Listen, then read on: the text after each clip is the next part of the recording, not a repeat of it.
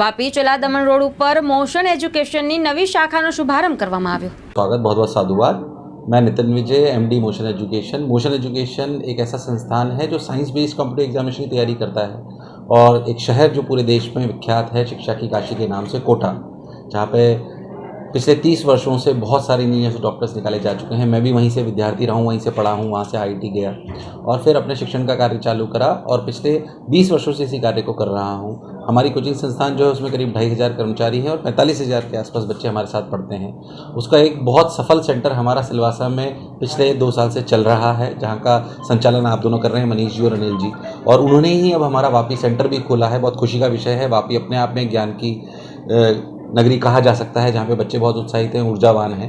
तो बहुत खुशी का विषय है कि हम यहाँ पे अपना सेंटर सिलवासा के डायरेक्टर्स के सानिध्य में ही खोल रहे हैं और आशा करते हैं कि जो परचम हमने सिलवासा में लहरा है रिजल्ट्स को लेकर या वहाँ की क्वालिटी को लेकर, और जो हमारी फिलॉसफी है वो ये है कि कोटा का जो भी हम पढ़ा रहे हैं, कोटा में जो भी हमारी पेडागोजी, उसको सबको हम वापी लेके आएँ। जाहिर सी बात है, सबके मन में प्रश्न रहता है कि कैसे मोशन एजुकेशन बाकी संस्थानों से अलग है। तो उसके बहुत सारे फीचर्स तो शायद ऐसे हो सकते हैं, टेक्नोलॉजी टर्म्स में बात करें या बारीकी से बात करें तो बहुत सारे ऐसे पैरामीटर्स हो सकते हैं जो शायद हमें बहुत अलग करते हैं।